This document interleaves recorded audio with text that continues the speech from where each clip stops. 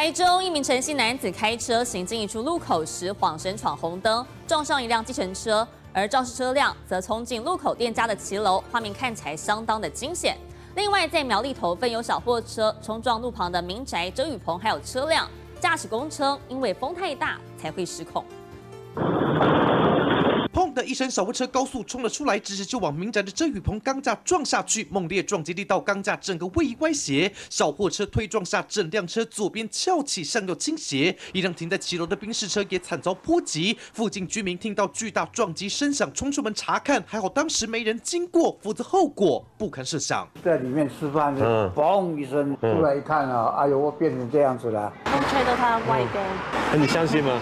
当然不相信啦。车祸就发生在8号上午，陈姓男子开着小货车载着太太从铜锣要到头份送货，声称是被强风吹袭，才会导致车辆失控酿祸，造成驾驶及副驾驶受轻伤送医。 驾驶人酒测值为0。陈姓夫妻2人只受轻伤，没有大碍。不过这一撞恐怕得负起赔偿责任。另外，在台中9号凌晨1点多，梅川西路与梅亭街口，一辆白色轿车闯红灯，当场和一辆计程车发生擦撞。伊闯红灯啊，变外向咧，撞一个我规车头歪歪，你不看？我无啉酒啦，你听我听啦，我往神尔。计程车被撞到原地旋转90度，照射白色轿车直接冲进路口店家骑楼，还好双方驾驶都只有轻微受伤。肇事驾驶开快车又闯红灯。 害人又害己。见苗栗台中综合报道。